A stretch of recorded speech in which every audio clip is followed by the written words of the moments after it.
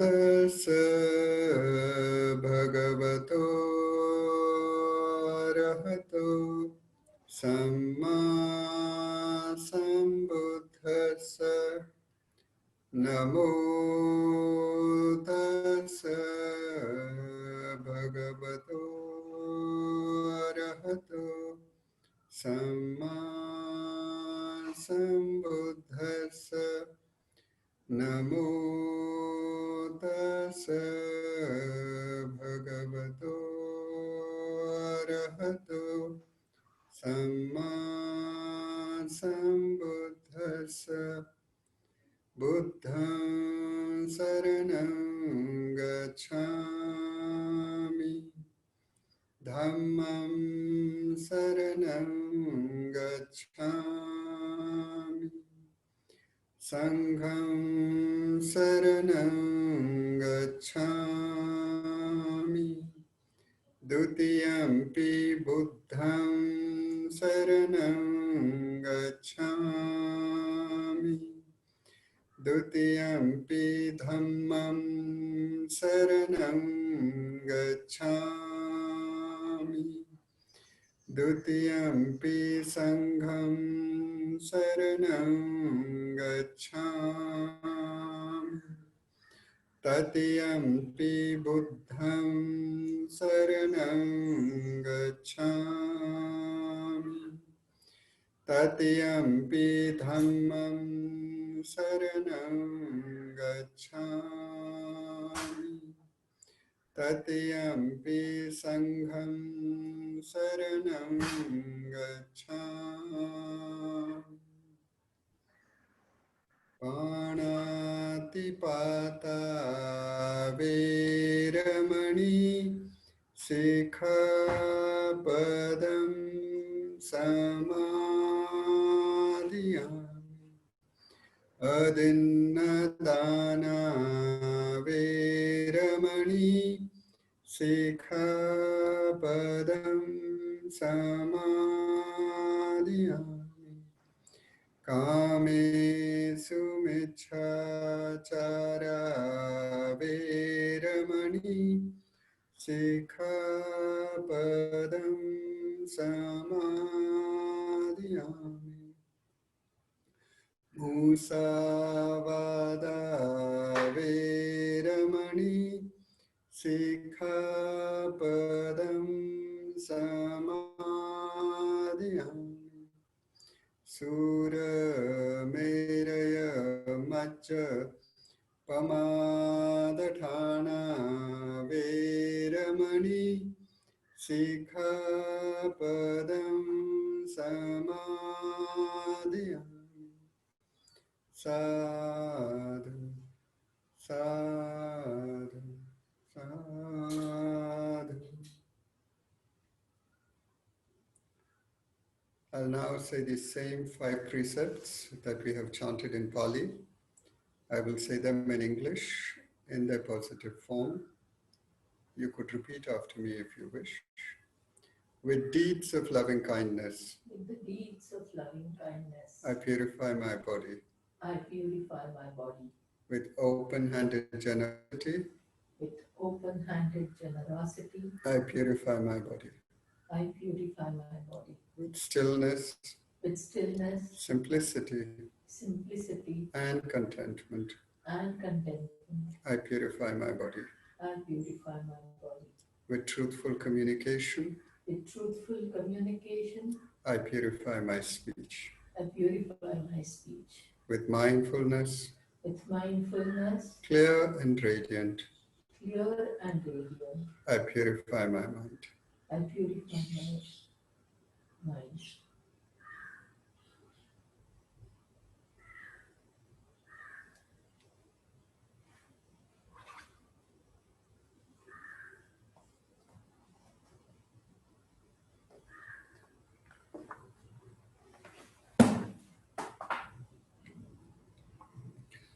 So Nima had asked me if I could do a session on gratitude. I'm not sure that Nima is here, but I think she may be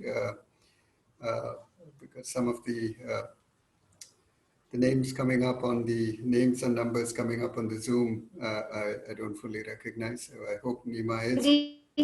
Struggling a little bit to join. She's not able to join the meeting for some reason. So Atul is Okay. talking to her. Yeah. Okay. Maybe I could then just wait a minute since we are doing this particularly at her request. So I'll just wait a couple of minutes. Yeah, sure.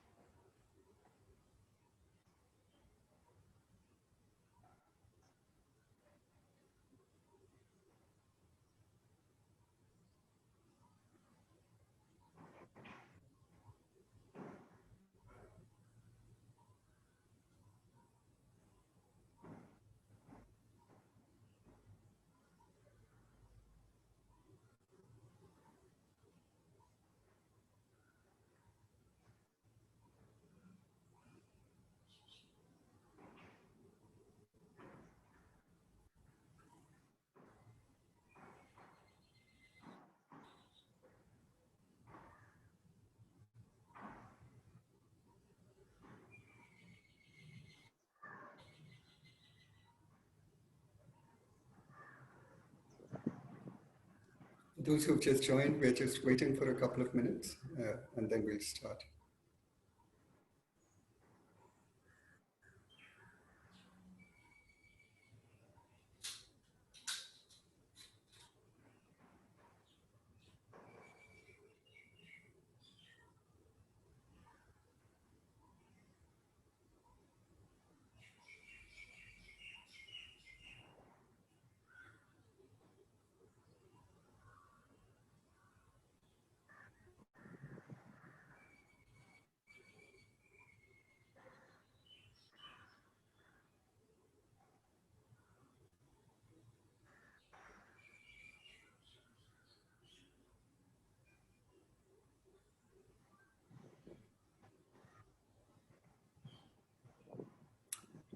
So is there an update from Atul?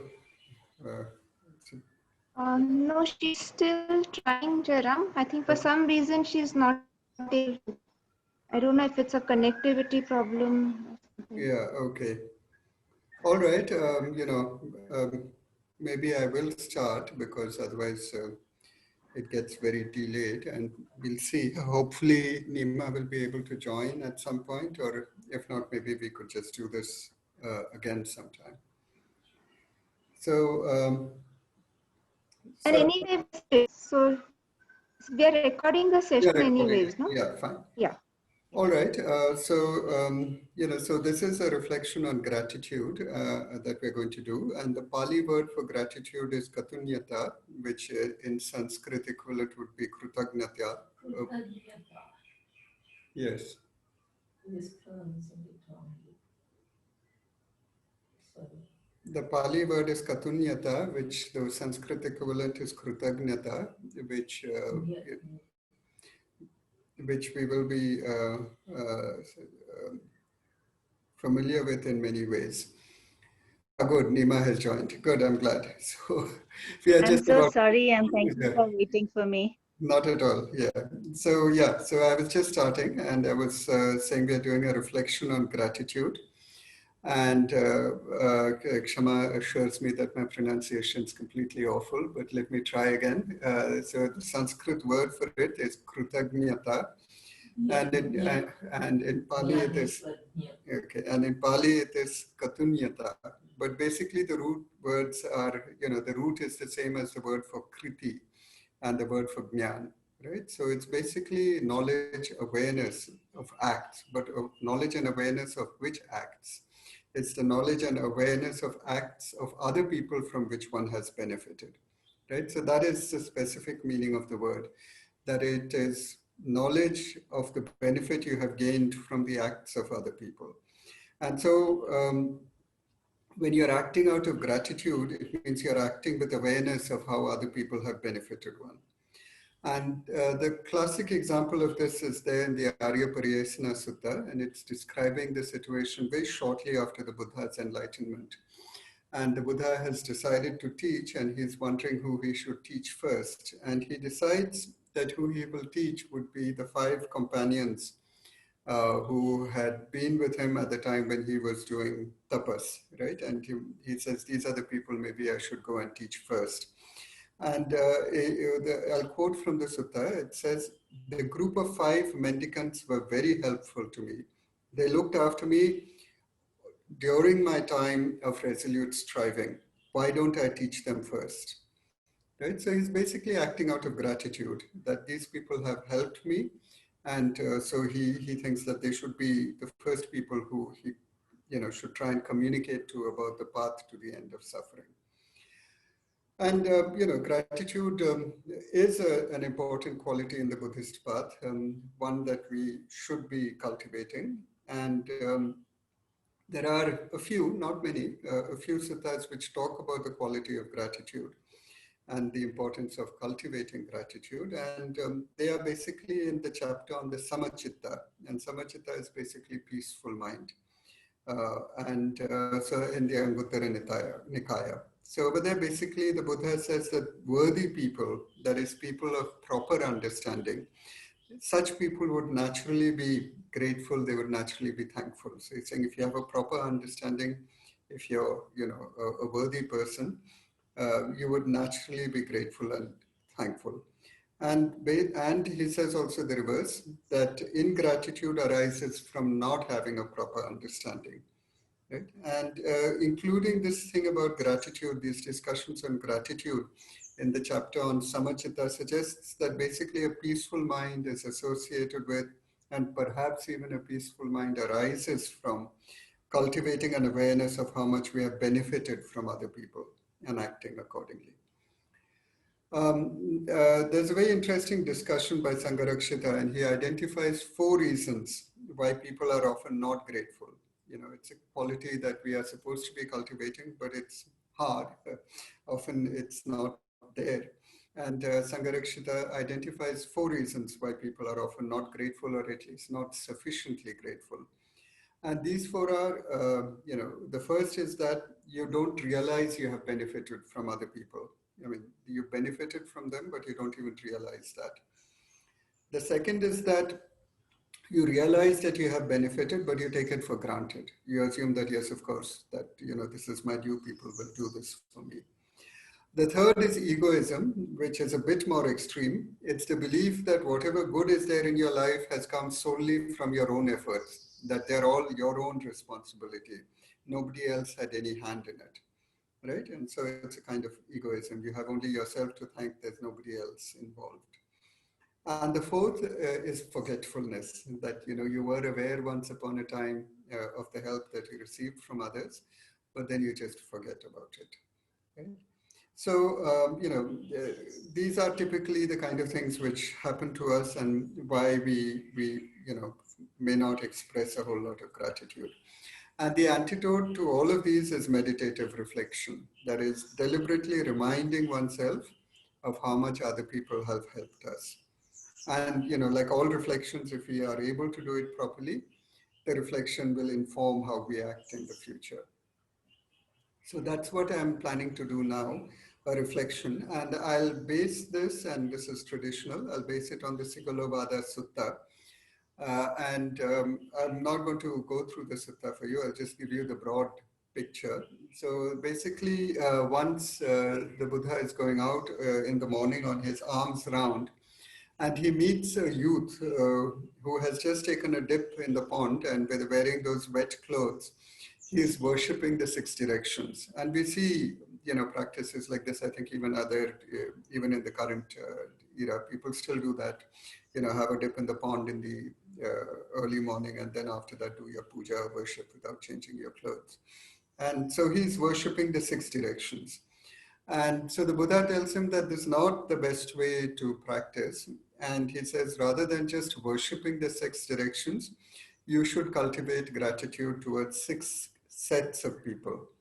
And it's this framework of six that we are going to use for our reflection. We'll use this same framework as in the Sigalovada Sutta, but we won't use the exact same reflection as in the Sutta, because that may not quite be in tune with the current times.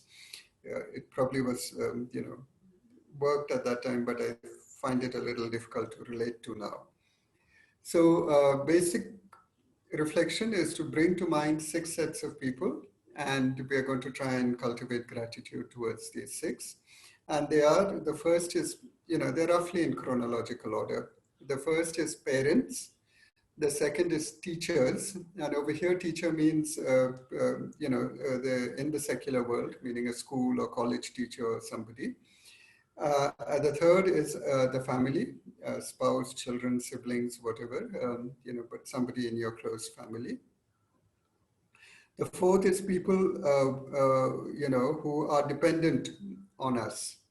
So that should not be children, but, somebody who works in our house, or somebody who we work with in the office, or somebody who is dependent on us, in that sense that we are their employer, or we are in some sense guiding their work.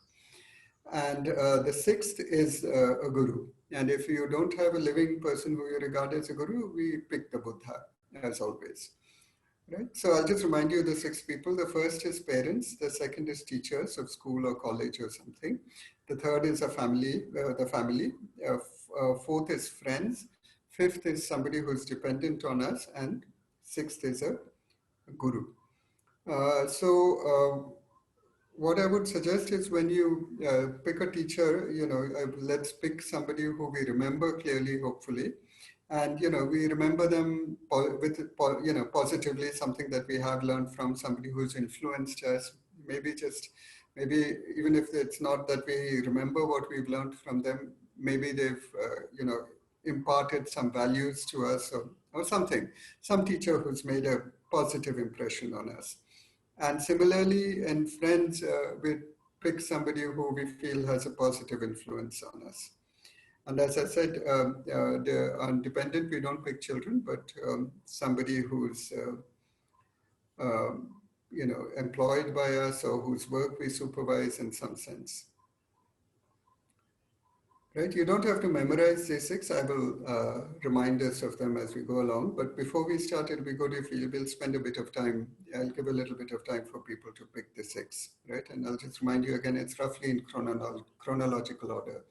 Parents, teachers, family, friends, somebody who's dependent on us, and a guru.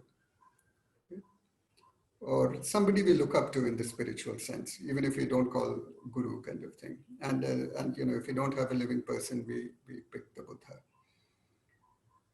I'd like to just say that the relationships are very complex, and different people will have had different experiences, particularly with parents, with family, with teachers.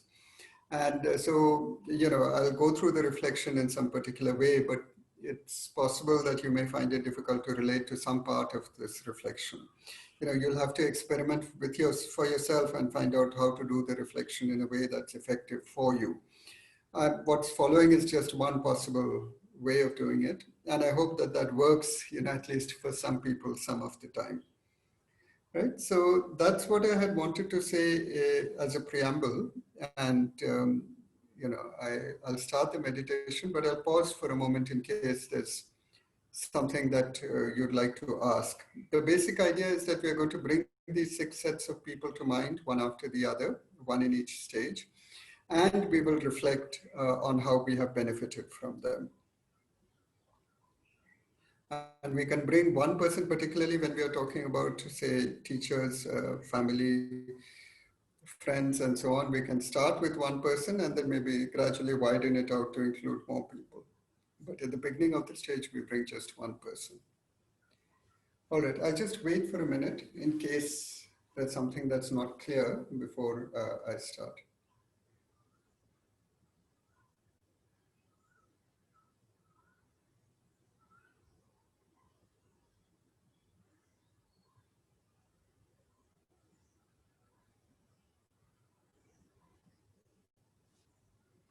All right, so then maybe we could start. So, please sit comfortably.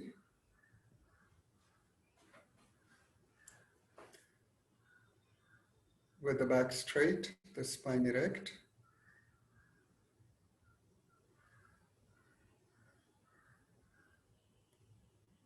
And we'll just take a few minutes to decide who we are bringing to the meditation today. Parents, teacher,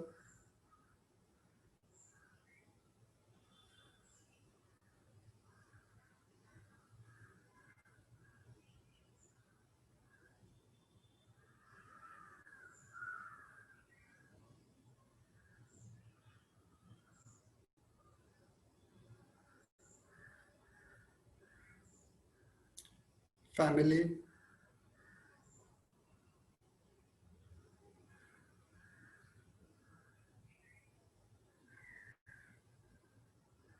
if you have a spouse, it could be a spouse or a child or a sibling.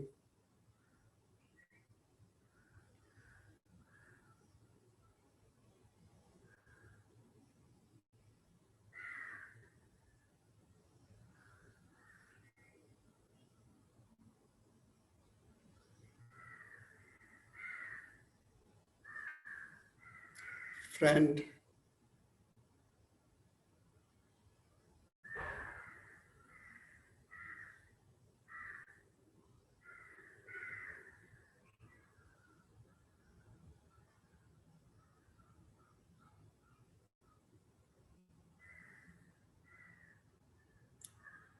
somebody who's dependent on us,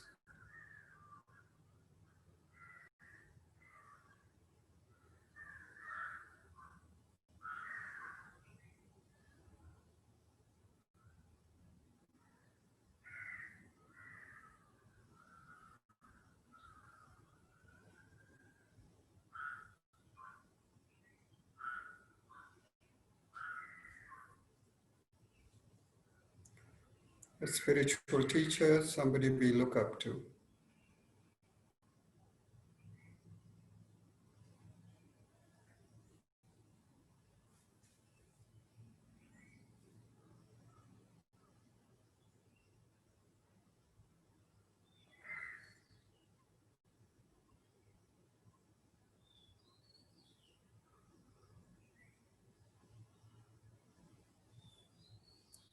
Now, first, get settled in the body and mind.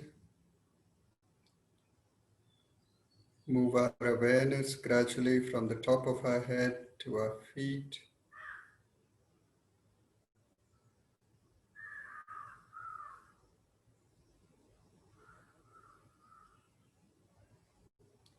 Letting go of any discontent.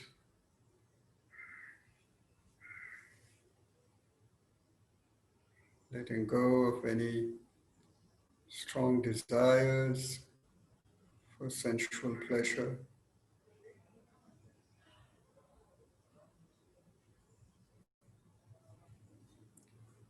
Gentle, just letting go of all the hindrances which manifest as tensions in the body. So as we move from the crown of our head to our feet, We allow the tensions in that corresponding area to dissolve, that area to relax, energies which were blocked in the tension to flow freely, come available for the meditation. So starting with the crown of the head,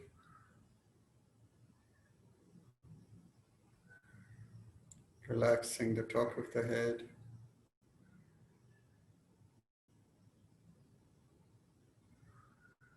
relaxing the forehead,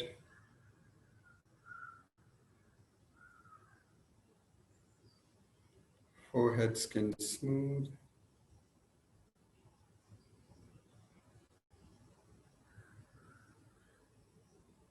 relaxing the temples quiet,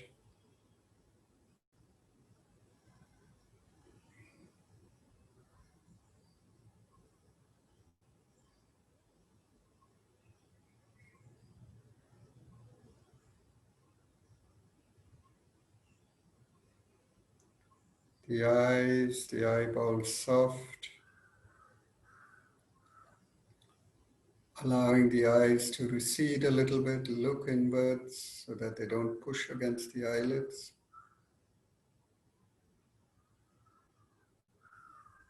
Skin and flesh of the cheeks flowing down towards the ground, relaxed at ease.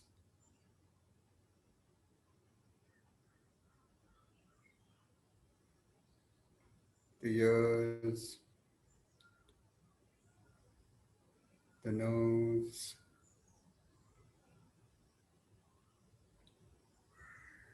the upper lip, the upper jaw and the roof of the mouth,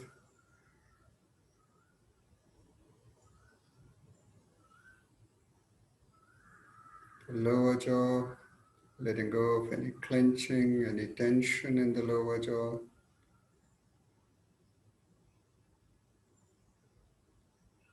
The skin of the floor of the mouth,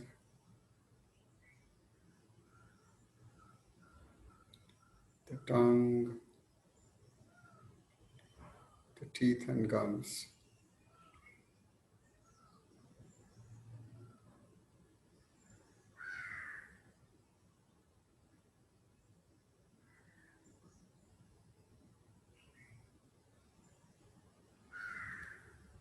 The throat, if it helps, as you breathe out, you could imagine the out breath is diffusing out from the skin of your throat.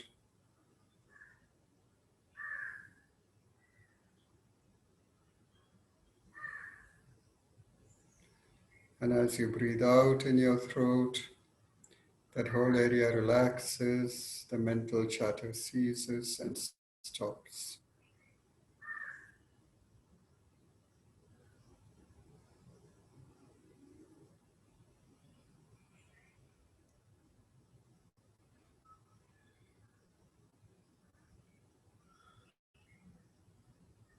The back of the neck, the back of the head, the brain cells quiet, the brain receding, not pushing against the skull.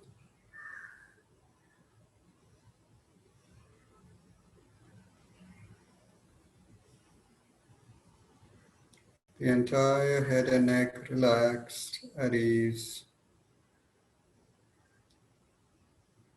energy flowing freely, not blocked anywhere, not tense anywhere. Moving now to the shoulders and shoulder blades,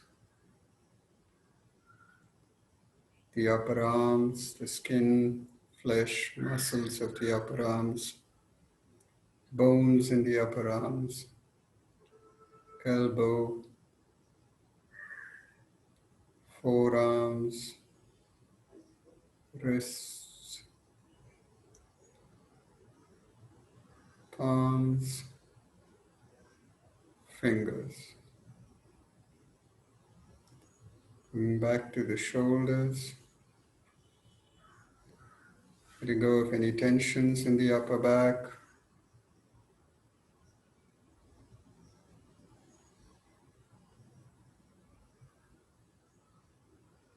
Relaxing the armpit, chest, sides of the chest, front of the chest, the front chest, middle back, the diaphragm, the lungs, the heart,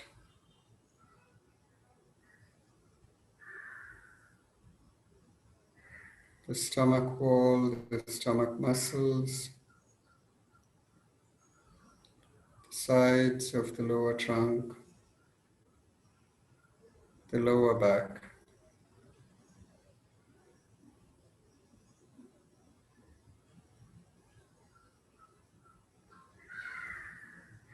The organs in the stomach, the stomach, the stomach,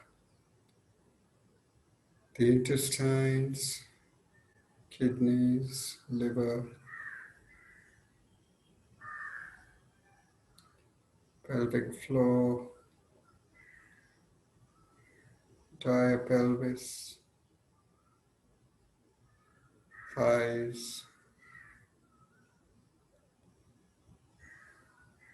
thigh bones, knees, shins, calves, ankles,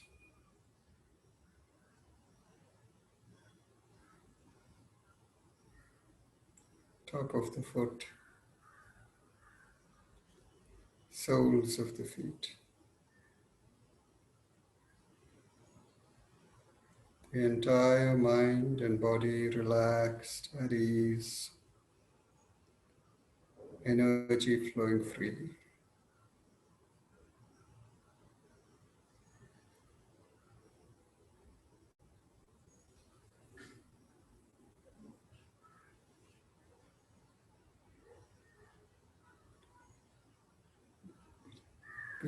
Turning one's attention now to the sensations in the body and mind,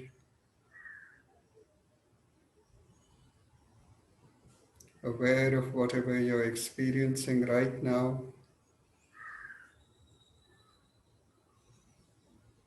turning towards it,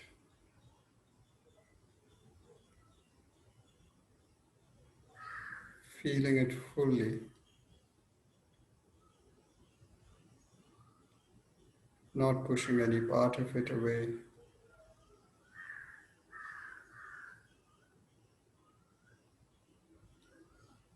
Just getting in touch with our experience, whatever it may be.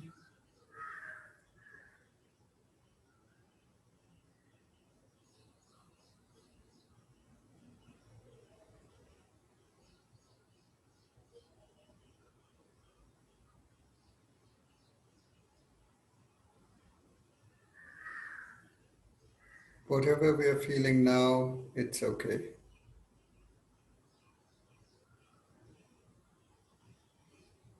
It's from here that we will do our reflection.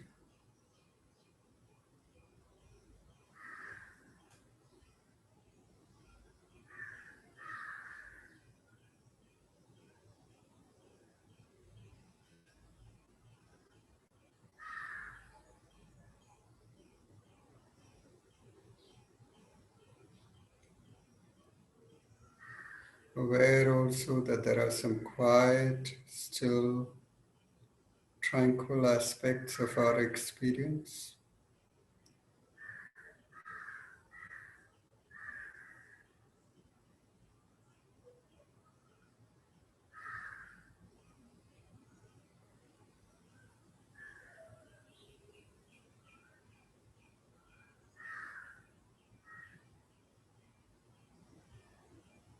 And aware that they have arisen for two reasons.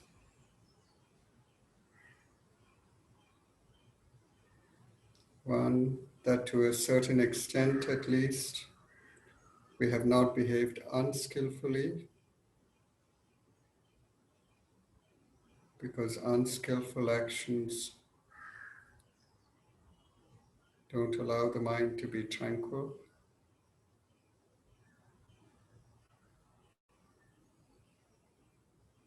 And two, that to some extent at least we have behaved skillfully in the past. Because skillful actions develop a tranquil mind.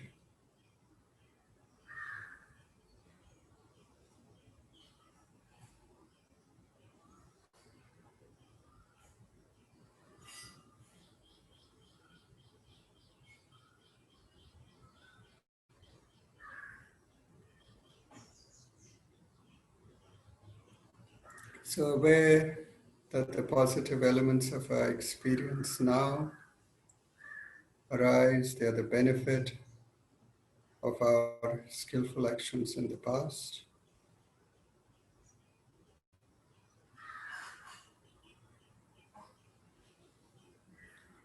And from this awareness,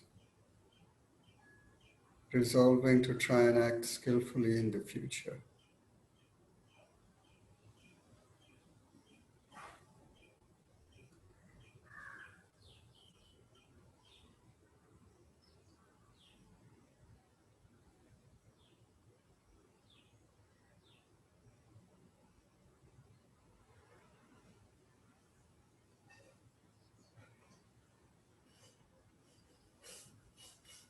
Now bringing to mind our parents,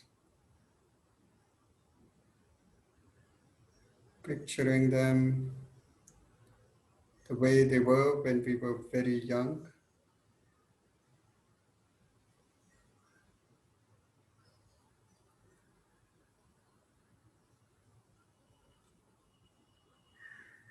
Imagining them in our mind's eye.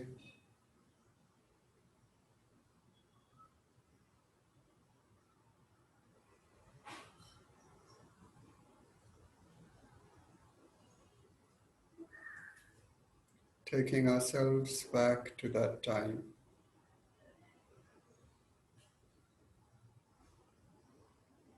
When we were very, very young, when we were babies, we were completely dependent on our parents. And even as children, we remained dependent on them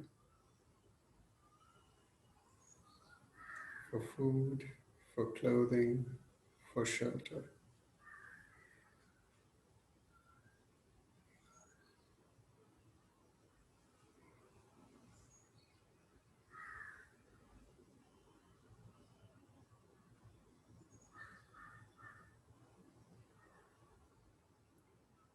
Perhaps later we may have had some difficulties with them.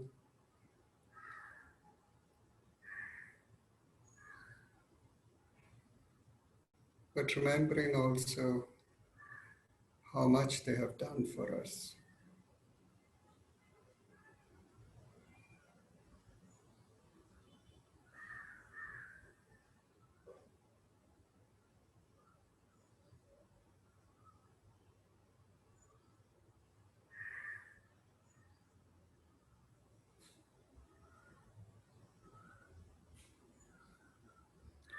Mostly they have done the best they could for us.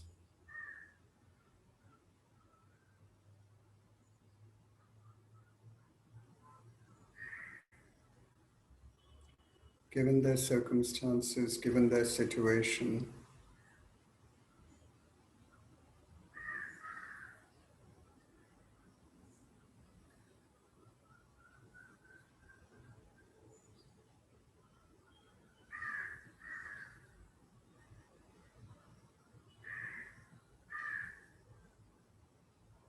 So just bringing to mind at least some of the ways in which we have benefited.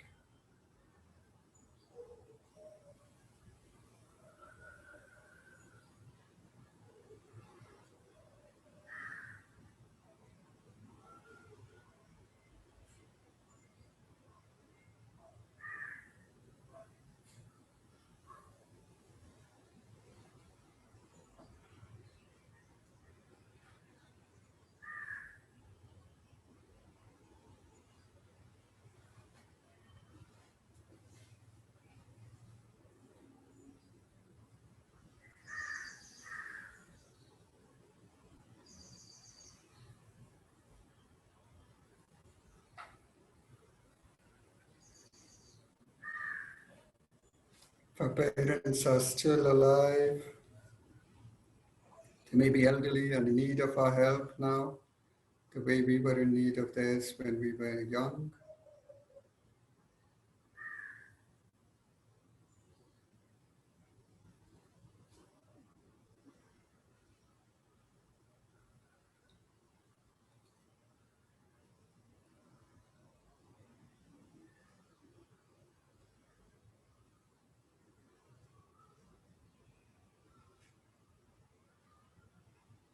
And if they are, then trying to provide this help from a sense of gratitude of all that we have gained from them.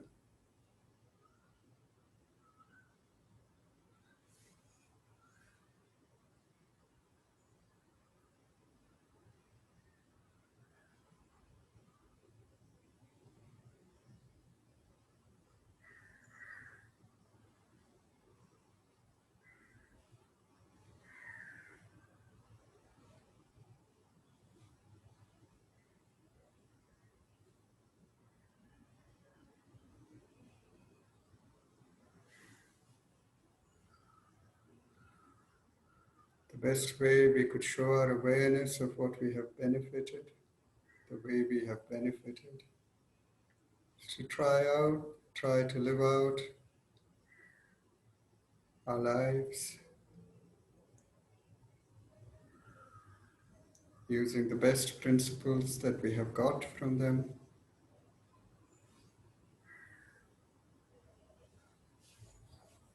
making the best use of the opportunities that we have got.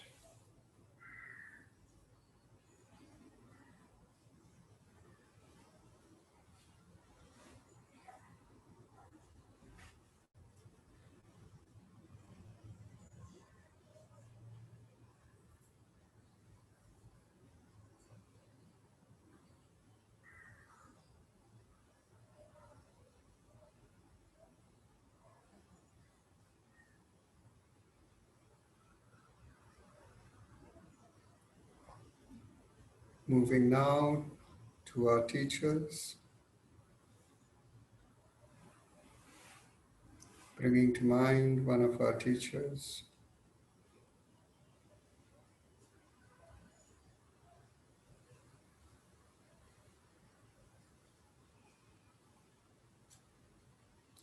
The way they were when they taught us in school or college,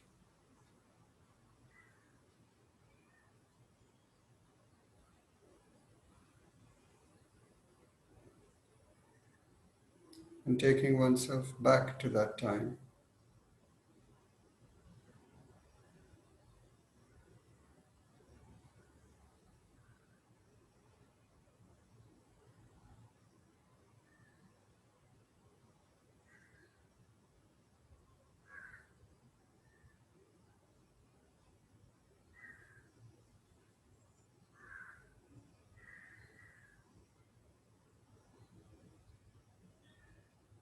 Reminding oneself just how much one has learned from this person.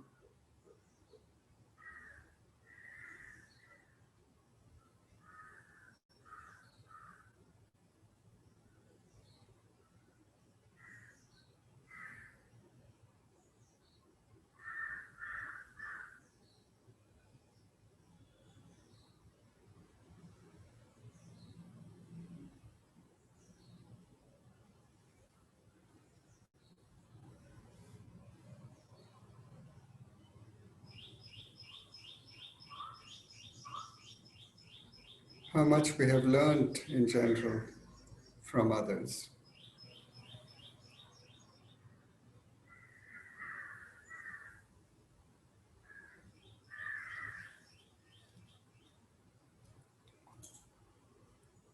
We often think we have gained understanding by ourselves.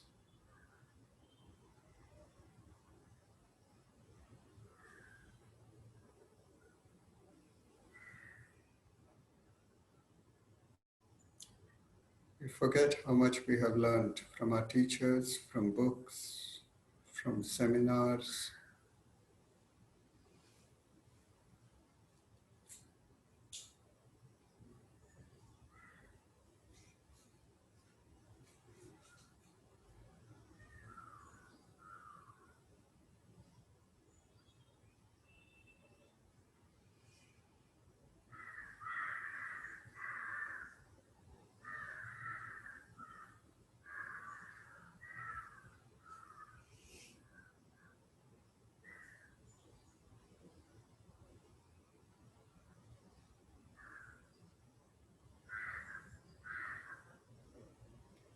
So remembering how much our understanding owes to the work of others,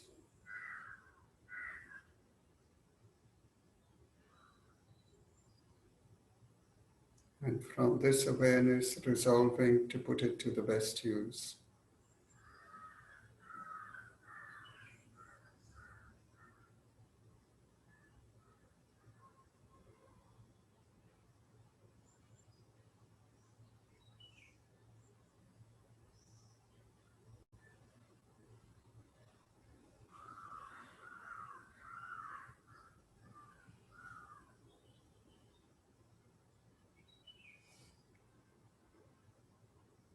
Moving now to the family, bringing a family member to mind.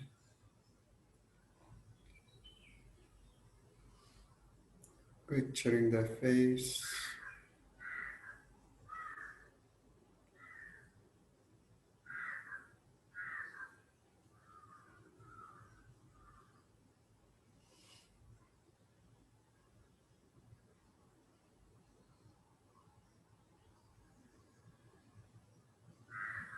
Often what we remember most are the petty irritations of daily life.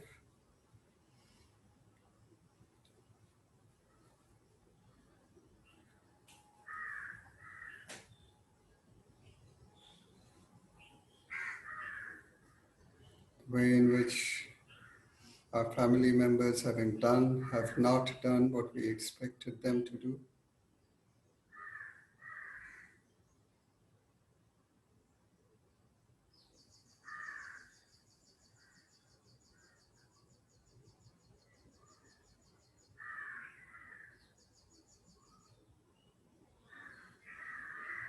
So instead, reflect on how much one has benefited from this person.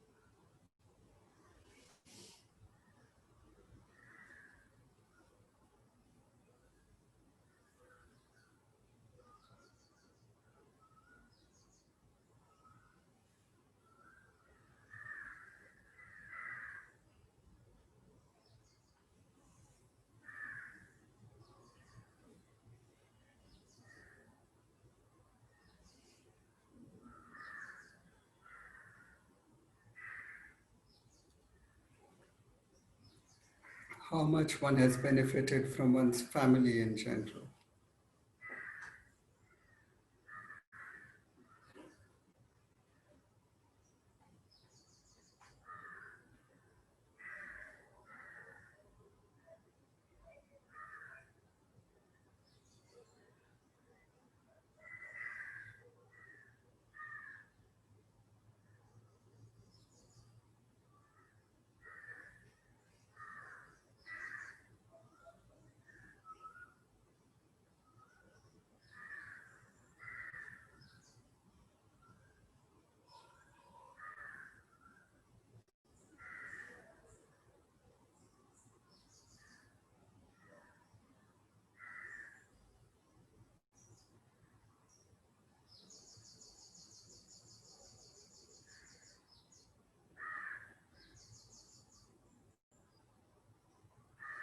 And allowing this awareness of how much we have benefited to inform our actions in the future so that we contribute to a happy and harmonious family life.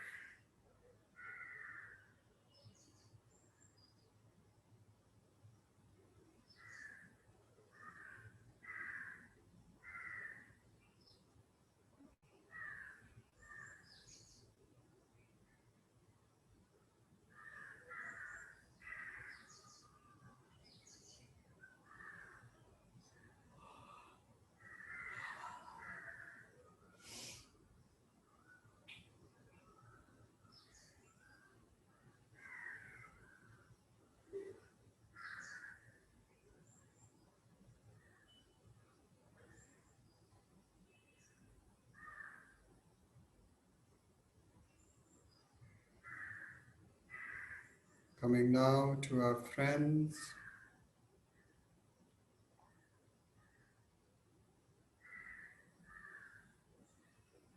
Picturing one of our friends in our mind's eye.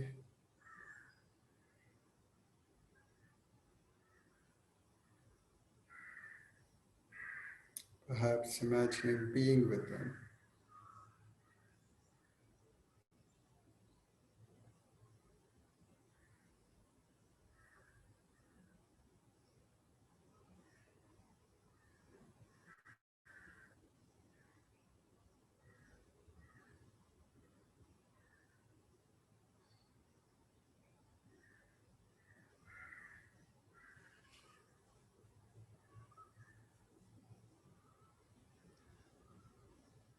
Becoming aware of how much our friends influence us, particularly when we were younger, but even now.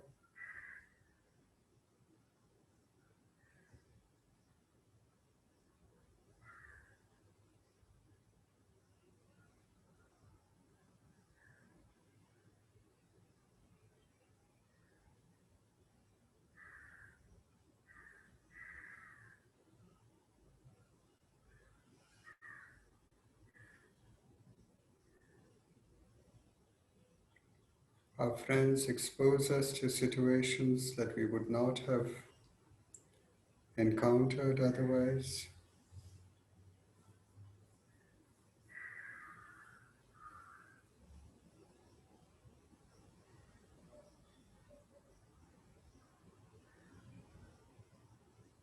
They teach us through examples in the way they respond to these situations.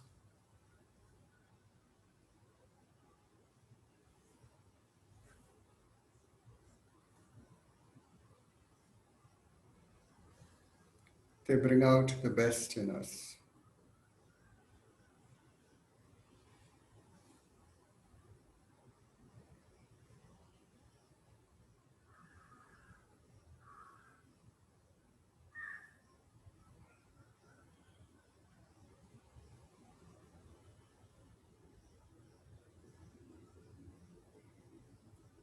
So becoming aware of just how much we owe our friends, how much we have benefited from them.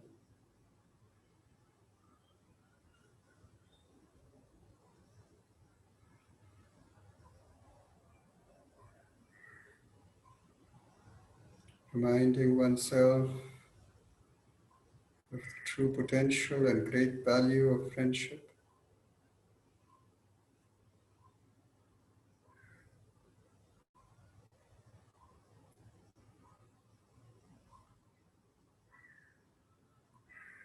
And from this awareness, resolving to put in effort to maintain our friendships,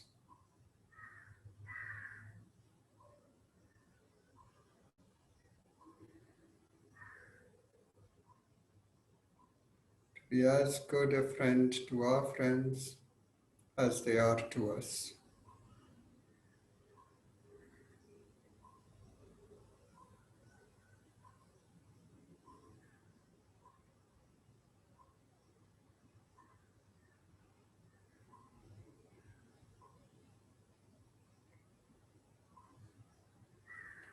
Moving now to people who are dependent on us,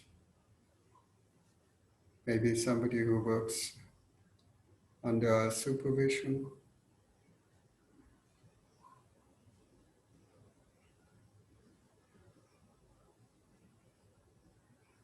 or if not under our sole supervision, at least somebody whose salary we partly support.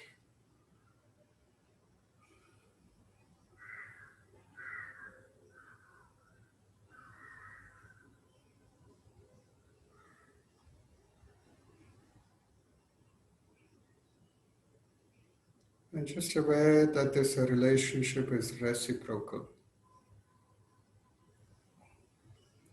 We are also dependent on them.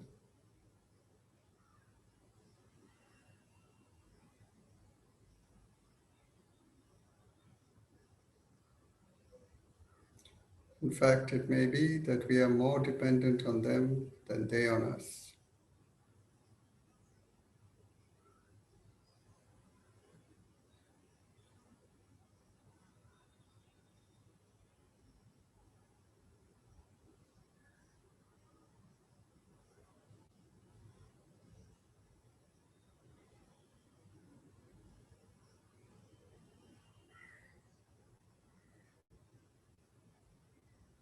We benefit from them.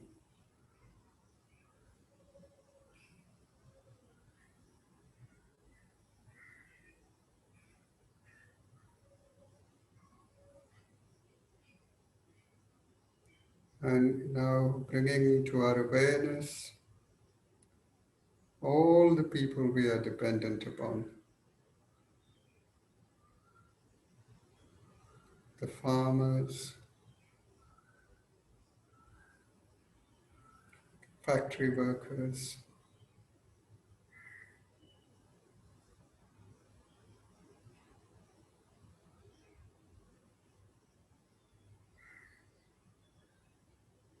the civic staff of the municipalities,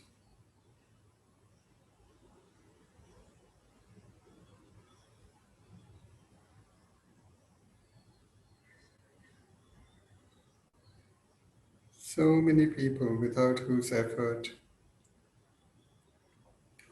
our lives the way it is now would not be possible.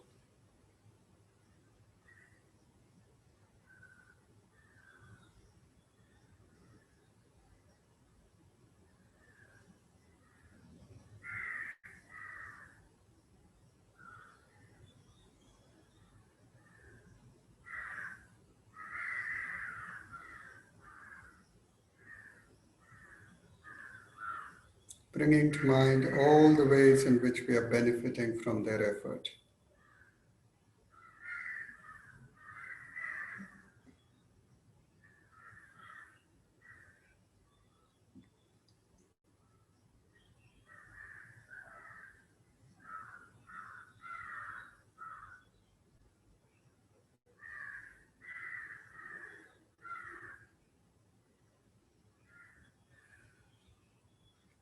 The very least we can do in return is to do our bit to make sure that they and society as a whole remains happy, healthy, harmonious.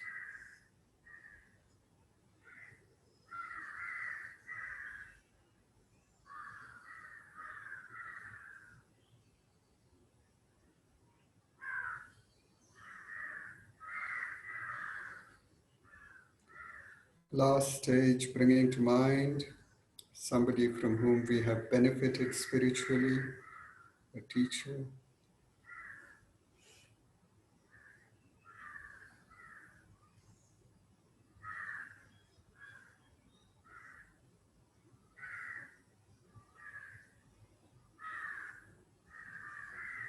aware of how much their teachings have changed our lives,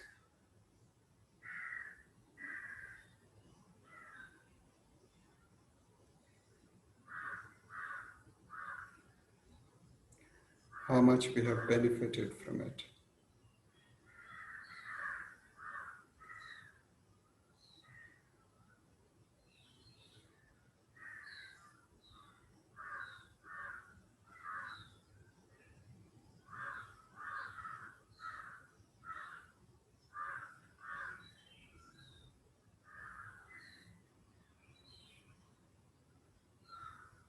The best way we can show our gratitude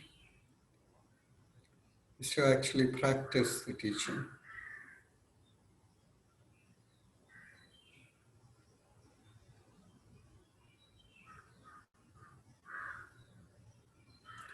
To some extent at least, move it from something we talk about, something in our mind, to something that we actually do.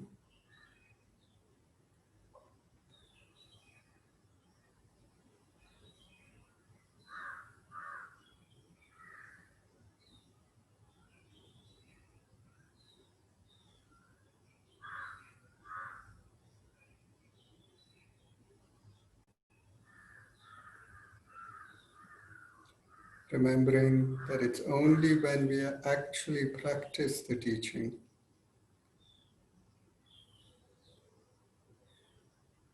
that will make our life flower,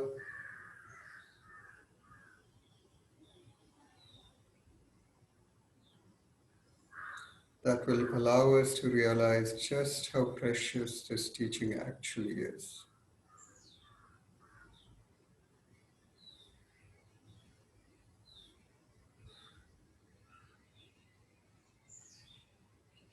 More precious than any jewel.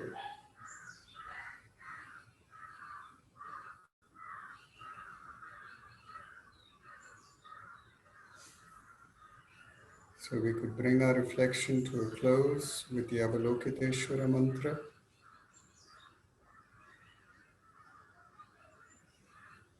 Om Mani Padme Hum.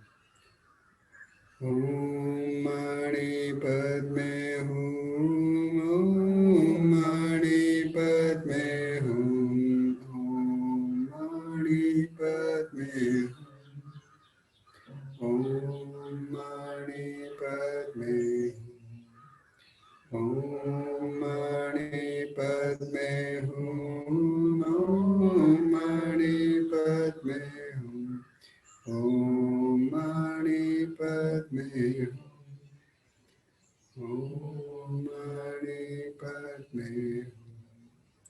Om Mani Padme Hum. Om Mani Padme Hum. Om Mani Padme Hum.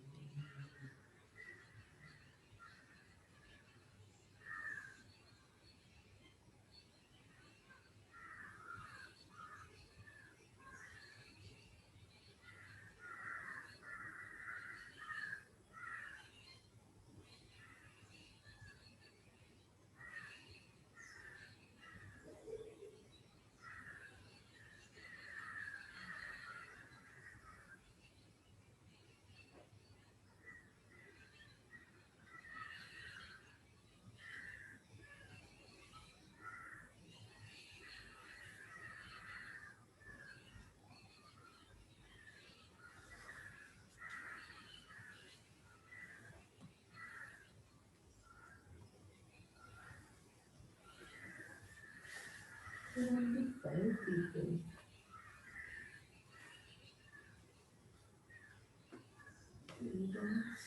Parents, parents, teachers, family, friends, people who are dependent on us, and teachers. Guru.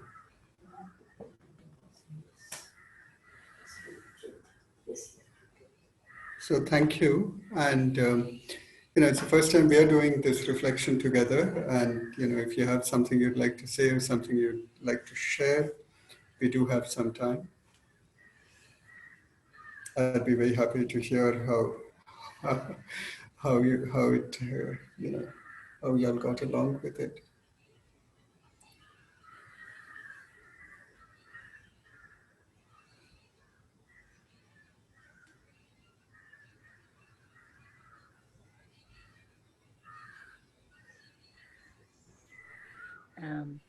Dr. Jaram, this is Nina. Sorry, your voice is very soft, Nina. Yeah. Hello. Yeah. Since nobody else is saying anything, so I thought I would say a few things. Yeah. First of all, thank you so much. I was feeling the need to do something like this, and gratitude to you for actually guiding us through this meditation. It really was benefiting me. There were two things that I was thinking about later on, and I thought I would ask you. One was that in this particular meditation, we actually did not bring self. And I actually sometimes feel that particularly when we've been practicing, the more aware we are of our imperfections, I'm sure we are as imperfect as we always were. It's just that there is a slightly greater awareness about that. And at every point in time, the more you become aware of your imperfections, the more sometimes unforgiving you become of yourself. And sometimes, so as you were doing this, and I was really feeling the gratitude for all those people, groups of people that you took us through. At the end, I thought maybe I need to do this for myself too. Yeah. There were two things you wanted to say. I would like to say something about that, but I'll wait till you've said the other thing also, or would you prefer me to just respond to this? No, I'll quickly add the other thing, and then I would like to hear you. Yeah. The second thing was all the six were groups of people.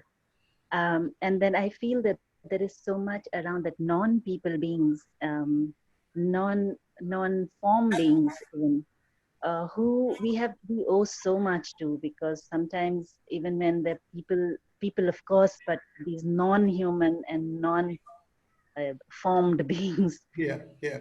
bring a lot to one's peace of mind. So I would like you to say a few words about that. Sure.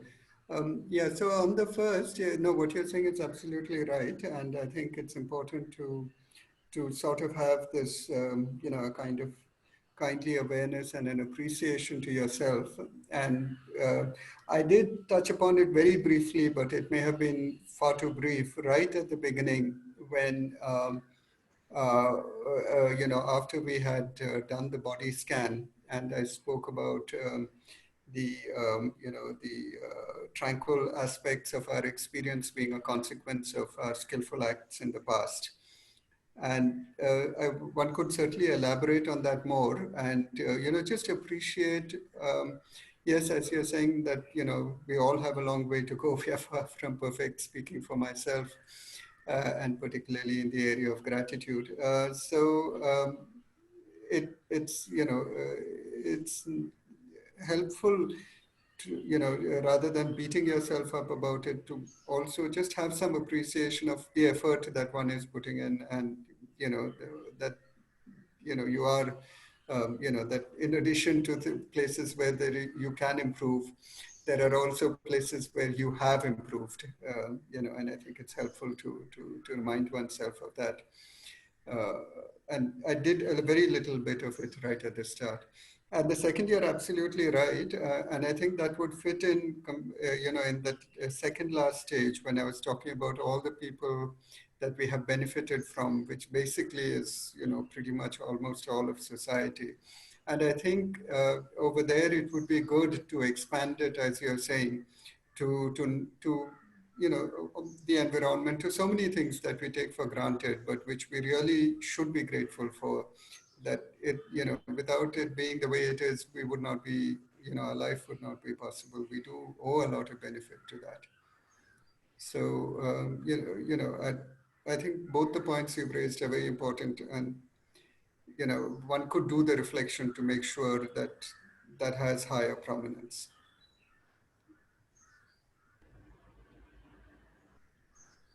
Thank you.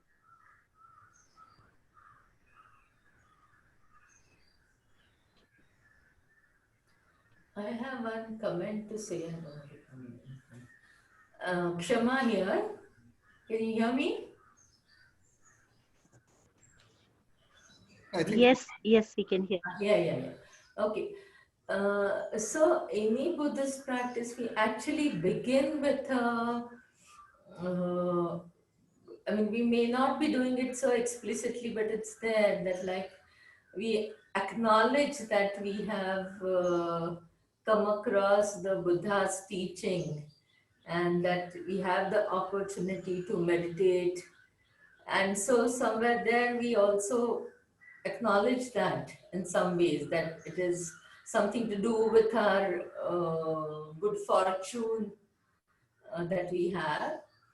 And at the same time, like during our metta practice also, metta or mindfulness, that we are also in a way implicitly acknowledge that we are not perfect. We want to be a Buddha. We are just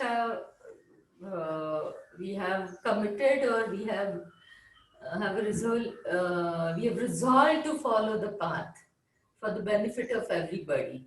So in some sense, like in any Buddhist practice, to me, that we appreciate ourselves, or that is essential part of the practice.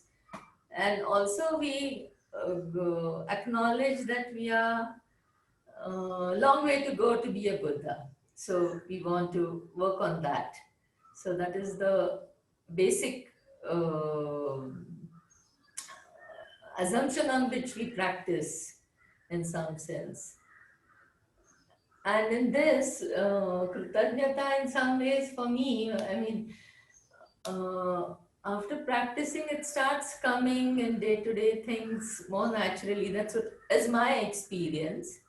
And I personally think that this is a practice which we have to, like, train our younger ones since beginning, acknowledging that, because in our life we typically take a lot of things for granted.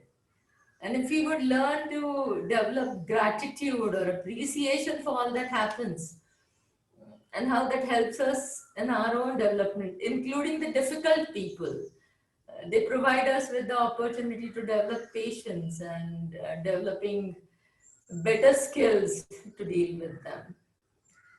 So anyway, thank you. That is what I think. I mean, and this is one of my very favorite topic in many ways. Yeah, thank you.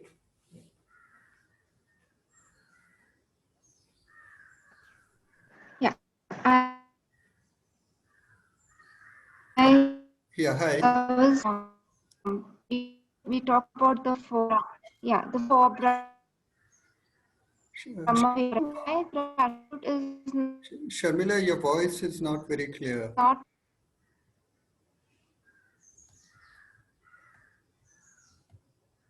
question then. Hello. Yeah, I'll type out my question. Okay, but right now it was suddenly very clear. Okay, am I audible now? Yes. Okay. No, it's gone. It's gone again. Perhaps if you Okay, could I'll just type it. Yeah. Yeah.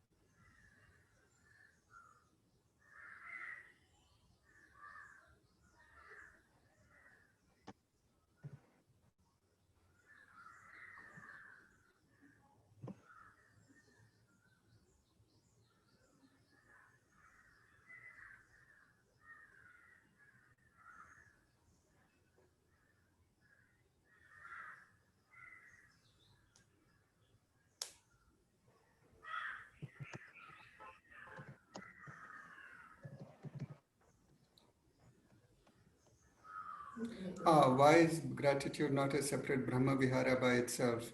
I'm not sure, but I really don't have an answer for that. But as Kshama said, I think that it will arise, implicitly, as you're saying, in the four immeasurables. And I think that was the point that Kshama was also trying to make, that as one practices metta, and one becomes more sensitive to what all other people, to the people around you, to things around you in general. As Nima was saying, it's not just people. You also realize how much you are benefiting from them, and therefore the sense of gratitude naturally arises. And I think that's what the Buddha was trying to say in that sutta, where he said the word he uses is Sapurusha. And so for a Sapurusha, he says when somebody benefits them, gratitude just naturally arises. So I think it's implicit in metta. but it is certainly a positive quality which is strongly recommended. And as I said, the Buddha himself, straight after his enlightenment, that was one of the strong emotions that he had. Gratitude to his teachers, because before he thought of teaching the 5 companions, he thought he should teach his own teacher. He should go show his own teachers the way to the end of suffering, try and communicate it to them. But then he realized that they're no longer alive. And so then he decided he would go meet his 5 companions, 5 former companions.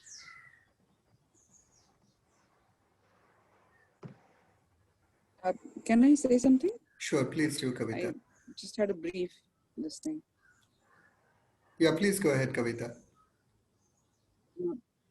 So just to sort of add like an extension to what Nima was saying, the situations that are there, what we have been through, kind of, which have sort of led us to even studying, or meditating, or, doing something on this path. So should we be grateful for them, or, I mean, as we say that even the people who, in Marathi we have a saying, Nindakache ghar asave shezari. So people who are into ninda, criticizing, or they're just sort of to lack for a word right now. Yeah. So should we be grateful for those situations? But sometimes they're just so not good. They're overwhelming. Yeah. No, I think that was a point that Shama was making, that that we certainly should be grateful for the opportunities that we have got, including the opportunity to sort of learn the Buddha's teaching, to get into contact with it, which which, as you're saying, is a situation, maybe the situations, the experiences that we've had before. And as Kshama was also saying, that it is a part of the tradition also about cultivating gratitude for people who who not just criticize us. I mean, there's a teaching called the 8 verses for training the mind, which I'm sure many of you are familiar with. But one of the verses are something along the lines of, if somebody who I have benefited then does me great harm, may I regard him as my greatest benefactor, or something like that. The idea again being the same, that you're trying to cultivate this attitude of being helpful to everybody, because that is actually the best thing you could do, and there's no reciprocity over there. And so particularly when you've helped somebody, you expect that person to be grateful to you, you expect gratitude from that person, you expect that person to do things from you. And it's when they don't, when they actually do the exact reverse, that you then have an opportunity to ask yourself, to check whether my giving was actually, the true giving in that sense, or was it sort of self-oriented, that I gave it with the expectation that I would get something back. So yeah, I mean, these are all people towards whom one could, it's a hard practice, of course. Much, much easier to say than to do. Yeah, but these are all, people who we could try and cultivate gratitude towards. Okay, thank you. Actually, I remember probably Jessunma while explaining these 8 verses, talking about the silk cloth, and we are like something like a piece of wood which is rough, and the silk cloth would not help us to be like to smooth our corners of our personality or something, whereas the sandpaper would be like silk cloth is like people who are very nice to us, and sandpaper, people who are difficult. I distinctly remember, I think it was Jinsunma who talked about this. And when I reflect back, I always think that unless I wouldn't have had certain difficult situations, I would not have grown, or I would not have bothered to, or I would not have realized that how I need to be better equipped, or have to be skillful to deal with difficult people. I mean, that provides a motivation in some ways. Yeah, thank you. Can I come in Yeah, please go for a ahead, minute? Nima. Yeah. First of all, thank you, Kshama. That was really nice about silk cloth and sandpaper. But a very quick comment. It's not a question. Maybe we can discuss it a little later sometime. As you were saying that Buddha, when he achieved nirvana, he was motivated by gratitude towards his teachers. It's very interesting because we are currently studying Pramanavartika as part of Mahayana Master's course, and there they use the word motivated by altruism. And these two sound slightly different to me, because altruism almost sounds like doing something for someone else, whereas gratitude is so much the experience of, as you said, being aware of the benefit of. So slightly two different points of Yeah. that. What are Yeah. your thoughts about? No, I think the Buddha did both. I mean, you could call it either altruism or compassion or things, because he certainly helped people who he did not, very directly owe anything to. That was compassion in a sense, right? When he, I mean, there is, there are supposed to be these two kinds of Buddhas, right? There's supposed to be the Buddha of the Shakyamuni type, and then there are also what they call pratyeka Buddhas, right, who are not supposed to interact with people. And one of the possible ways of understanding this is that you have people who are enlightened, but who then don't actually interact a whole lot with society. They stay in their forest. They may take disciples, but the disciple has to come to the forest to meet them, and so on. It's not that they go out of their way to actually interact with people, to try, to work in the world, the world as it is, with all its difficulties, all its flaws, and so on, to try and communicate to people without requiring them to give up everything and come to the forest. And so the Buddha certainly was of that, not of the Pratyeka Buddha form, right? He actually went out to meet people, and he interacted at all levels of society for the next 45 years. So that, was, compassion or altruism or whatever. I mean, I think that would be probably the right word for it. But in addition, he certainly also had gratitude. I think they're probably not the same. I mean, as you were saying, Nima, they're not quite the same emotion, but they're both positive emotions, and he had them. I think he manifested them both. Yeah, thank you.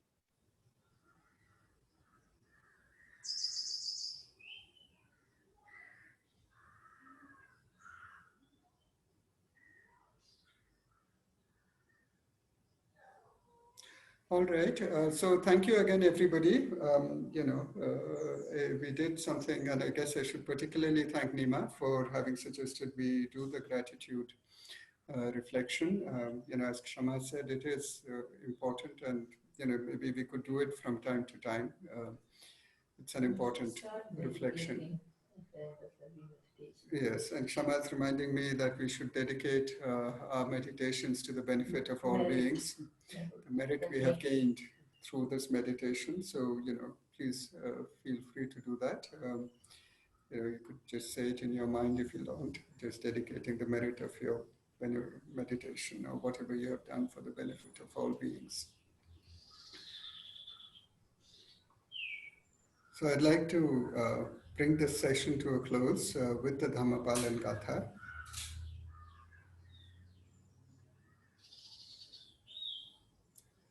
Sabha papa sakaranam kusala saupasampada sachita pariyodapam etam buddhana sasana dhammam chare sucharitam natham ducharitam chare dhammachare sukham seti asmi loke param cha natavata dhammadaro yavata bahubhasati yocha pampi sutvanam dhammam kayena pasati Save dhammadharo hoti yo dhammam na pamajati nati me saranamayam buddho me saranam varam etena sachavajena hotu me jayamangalam Nati me saranamayam dhammo me saranam varam etena sachavajena hotu me jayamangalam Nati me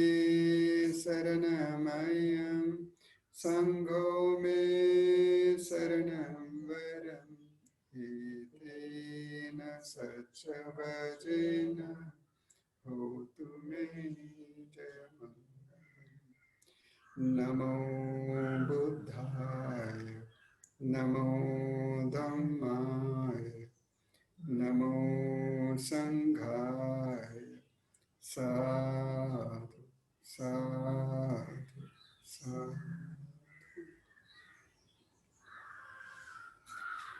All right, yeah, thank you everybody and hope to see you next week. Yeah, bye. Thanks a lot. Yeah.